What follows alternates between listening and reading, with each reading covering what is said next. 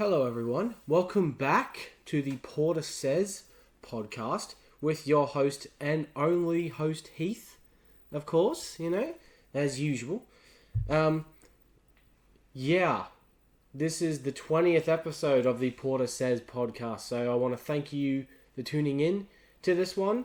Look, it's not going to be anything special, and, 20 may not be the biggest deal, but to me, it's quite crazy that I've made it to 20 episodes, and that this podcast has been doing as well as it has. So I want to thank you so much for all the support and all that. So it's not going to be it's not going to be any different from any other episode. I was going to talk about some recent news and the films, and I will be reviewing a Minecraft movie because I saw that on Thursday this past week. So let's get into everything. With the films, we've got three that I'm gonna mention. I'm not gonna go in depth really. I'll just give very brief thoughts. I don't want to keep you guys too long. And yes, I do that a lot. I know. Okay, if that's a thing I do, it's because I'm very itchy up here. It's kind of annoying. But so with the three films, I watched A Million Ways to Die in the West, The Electric State, and The Life List, which was a brand new Netflix original movie, and so was Electric State. Both came out this year, and obviously A Million Ways to Die in the West came back out in 2014, I believe. That has Seth MacFarlane, Neil Patrick Harris, Liam Neeson, Charlize Theron, Amanda Seyfried, all that, all that jazz, as well as many others. A lot of cool cameos and all that. Fun movie. Not great though. There's a lot of jokes that work and a lot that fall flat. But I mean, I really like Seth MacFarlane. I've always found him to be really, really funny, and will continue to do so. I feel like for a lot of people, he is very hit or miss, and that's fine. His comedy's not for everybody. So yeah. Now the two Netflix original movies, The Electric State and The Life List. For me, my thoughts are pretty much the same on both. They're fine. They had some moments of entertainment and all that, but nothing to write home about. The Electric State is nowhere near as bad as the people are making it out to be. I don't think it's garbage, really, but it just didn't do anything special, really, or anything that was new. Performances were pretty good. I thought Millie Bobby Brown did a solid job. Chris Pratt's always entertaining. But it just kind of felt like another futuristic film, futuristic. I guess it's a futuristic movie. I don't really know.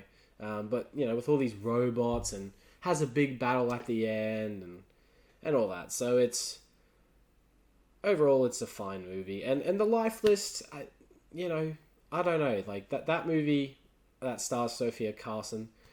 Basic plot, it's about this Sophia Carson's character who loses her mother to cancer, which that's not a spoiler, that's in the freaking trailer. And essentially she gets this DVD disc, which it was a bunch of them really. She has to get. Her mother recorded a bunch of different things for her, and she has this thing called The Life List, which Sophia Carson's character wrote when she was very little, and it has all these things that she wanted to do. So each time that she does something on this list, she gets another recording from her mother, and so on and so forth. As I was watching the movie, it kind of went from different places. The beginning of it, I was kind of eh. The middle of it was pretty bad. I felt like it dragged on a lot. And then it kind of just went back to, yeah, okay, whatever. There was some good emotional moments. Good performances. Sophia Carson, mostly, she's known for her role in the Descendants movies. Yeah, not much I can really say about, well, any of them really, these three films, because they're movies I'm just kind of, yeah, with A Million Ways to Die in the West, I would give a solid 3 out of 5 stars. And then The Electric State and Lifeless would be 2.5 out of 5 stars for me. Those are the three films. I figured I'd get those out of the way. Now, there is quite a bit of news here. Well, actually, kind of like the last one. Not really, but it just kind of looks like there is, just the way I've written it. We'll start off with a bit of sad news, really. It's another celebrity. What's happening to this world? What's happening this year? We're not even like... the actor Val Kilmer, unfortunately, passed away at the age of 65 after a long battle with throat cancer. At least I think that's right. Correct me down below if I got that wrong. But to my knowledge, I think it was to do with throat cancer. Just like our celebrities, man, like they just keep getting picked off. Like I don't even know. I really liked Val Kilmer as an actor. My favorite role of his was probably in Willow, the 1988 movie with Warwick Davis, where he played Mad Mardigan. I think that was probably my favorite movie of his. I liked him as Batman. And I actually don't mind Batman Forever so much. I have to watch it again. I haven't seen it in years. Maybe that'll be a whole thing in the future where I review every single Batman movie or something. Who knows? I've got a lot of material to get out of that. But, him in Top Gun, and he made an appearance in Top Gun 2. And there's a lot of movies that he was in. So it's just really sad to see. But he fought long and hard, and he fought very, very well. So rest in peace, Val Kilmer. You're in a better place now. So now, in some more news, the Beatles movie. There's a biopic of the Beatles coming, which I had no clue was even happening. I was literally looking up topics and film in TV news and all that to talk about. Well, mostly film stuff. And that was like one of the first things I saw. I was like, wait, what? There we go. Look at that. A Beatles movie is coming back. Is not coming back, but is coming to this big screen. I would assume coming to the big screen. And they've got the cast who are playing the Beatles. So I'd say this cast is quite interesting. Considering, I am a massive Beatles fan. So we've got Barry Keoghan, I can't pronounce his name. You know him from like The Eternals and Saltburn and a few other things. He's playing Ringo Starr. I think I only know like 2 or 3 of these actors. So you got Harris Dixon is going to be playing John Lennon. You've got Paul Mescal as Paul McCartney, and Joseph Quinn, who's going to be playing the Human Torch in the new Fantastic Four movie. And he played Eddie in season 4 of Stranger Things. He's playing George Harrison. And that's, in terms of the casting, that's about it. We don't know who else is in the movie. At least I don't. I think with this biopic, I hope it's a little bit more different and unique. And maybe somewhat more original. Just like Better Man was. That movie was different to other biopics because it took these like different musical sequences and just kind of put them throughout the movie. Like it was kind of like the rock DJ sequence in Better Man. That was essentially they put it in the movie around the time that Robbie Williams was in the band Take That, but they made it seem like Robbie was the main singer and main leader of Take That. So they had that musical sequence in the film as well. So I hope the Beatles does something like that. Kind of takes these weird moments. Because the Beatles, I mean, Jesus, like... I swear, half the songs they wrote, I think they were high or something or drunk or whatever when they wrote a lot of their stuff. So, but it is pretty exciting because I want to see if they're going to, not go the safe route of a biopic, which a lot of them have and do. I'm looking at you, Bohemian Rhapsody. Now, in the last bit of news, which, again, this is something I didn't know, and who knows, it could not end up happening. I mean, it's happened before. A live-action Legend of Zelda movie has been set for a 2027 release date. I remember, I think it was either 2014 or 2015, they announced a Netflix series of The Legend of Zelda. Like, they had, like, a somewhat concept for it, and then it just never went through. Like, nothing happened. It was either, I don't know if it was live action. It might have been animated, I'm pretty sure. And I think there was, like, test footage or something along those lines released for the Legend of Zelda Netflix show, but it just fell through. So, but now there's going to be a live action movie in 2027. I don't know who the director is. We don't know who the cast is. But it's pretty exciting because I haven't played too many of the Legend of Zelda games, but I know enough about the lore and the world of it, and from what I have played, it's always enjoyable. Like Breath of the Wild, I've played that a couple of times, and that video game is just like, it's like the first truly open world Legend of Zelda game. There is so much to explore. I love the graphic style, like the graphics of that game. So I'm not like an expert or anything, but I've always like enjoyed the series and the concept of Legend of Zelda. So that's exciting. You never do know with video game adaptations how they're going to turn out, especially when they turn into live action. But the Mario movie proved pretty well, so I thought the Super Mario Brothers movie was pretty good. So you never know how this one's going to go, though, with it being live action and who they're going to get. And the fact that in pretty much all the games, really, the character of Link doesn't speak. Unless he speaks in Breath of the Wild, but again, I don't know enough, and I haven't played enough to know. I don't think he really says a word. I mean, you got Zelda and all that stuff who says quite a bit, and you got Ganondorf, who's like the big main villain of the series to my knowledge. So, who knows? You never do know with this film. You got that annoying little fairy. I think it's a fairy. Yeah, fairy Navi. Who know to get someone to voice that? I don't know. Who's an actor or an actress who has like a really annoying voice? I think there's plenty of them out there, but I can't think of one right now. So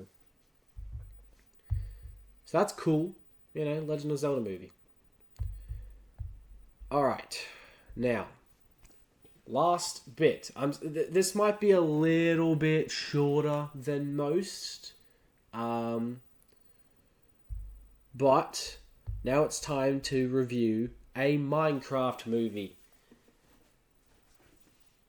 Talk about a movie that just had a billion of memes come out around the time that the trailer was released, with the whole thing with Jack Black going, "I am Steve," and all that stuff, and what was it, Jockey Chicken or Flint and Steel, which is just like a whole thing now, even after the movie's been released. Again, if you saw my most anticipated movies episode of this podcast a few months back now, I had this quite low. Just because I was really like, why are we doing this so late, with the Minecraft movie? Why not make it animated or just, I don't know. But similar to how I went into, or how I, came out of seeing Snow White, I came out of a Minecraft movie going, yeah, I actually quite enjoyed myself. So yes, a Minecraft movie. A lot of fun. If it's not like some transformative experience or anything. It's not like the best movie of the year, or it's not even a great movie per se. But I had a lot of fun with it. I thought Jason Momoa was so funny in this. I thought he was, in my opinion, he was hilarious. He might have given the best performance of the movie, and I didn't expect that. He was really, really good in this movie. Like, he was really funny. I enjoyed his character a lot. And then Jack Black, I mean, he's Jack Black. Like, he's just playing himself. And that's fine. I don't care. I love the man. And he does what he does very well. He's also really, really funny in this movie. The movie knows exactly what it is. It's not trying to be anything. It's not trying to be a masterpiece, you know. It's a movie called a Minecraft movie. It's based off a sandbox video game where you go and create stuff.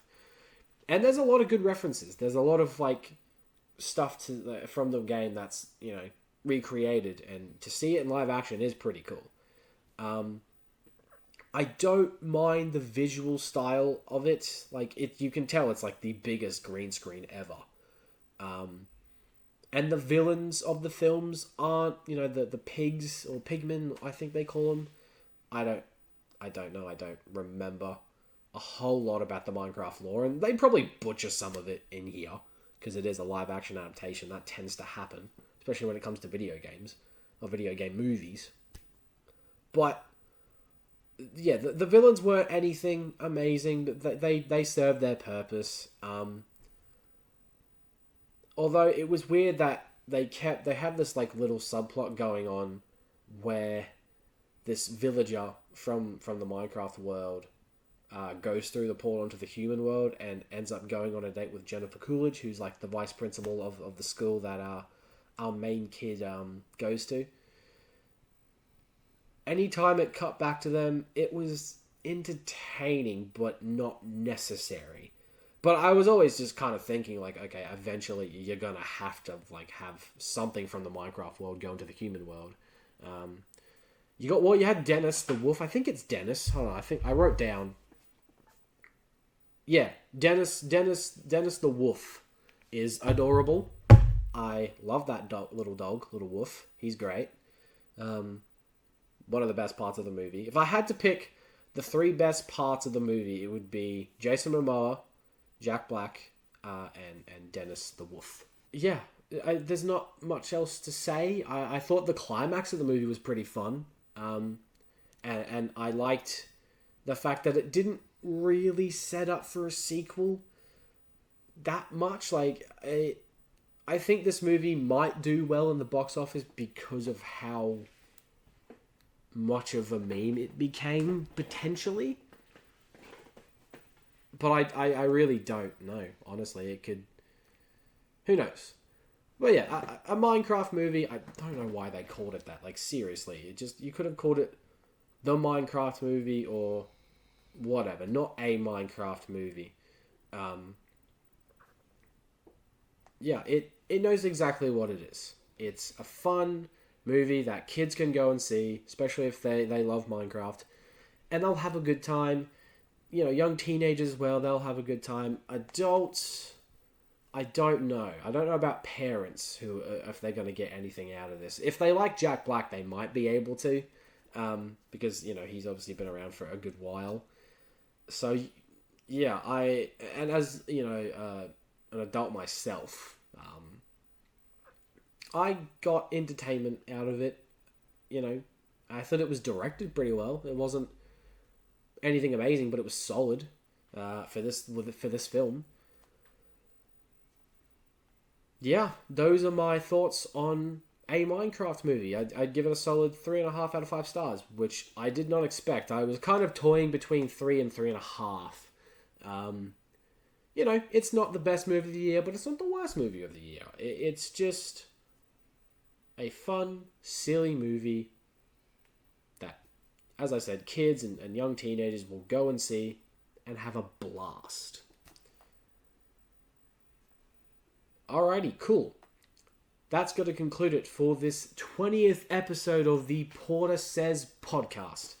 I hope you enjoyed it. You know, do the things like, share, subscribe with your friends and family. Comment down below what you want me to talk about next, and maybe some title suggestions. And I've also been thinking about maybe doing some different video content on this channel, not just podcast episodes. I know the channel is called the Porter Says podcast, but I don't really want to limit, that to just these episodes. I would like to do some different things. So if you have any ideas and suggestions, put them in the comments, and I'll have a look. But yeah, I just kind of want to maybe do some different things to appeal, because maybe there's other people who come to this and go, oh yeah, podcast episodes are fun, but maybe something a little bit different would be good for the channel. My last one is actually nearly at 40 views, which is, again, nothing special. But I really like the fact that these last 2 episodes, and I really hope this one, has been doing so much better than the previous 2 or 3 before those ones. I don't know, maybe it's just because the videos are shorter or something, which is actually what I was really kind of aiming to do. I saw, some of my other ones were 30, 35 minutes, and that just was not cutting it for views wise. But cool. So I hope you enjoyed, and I will catch you guys in the next one. Take care, everybody.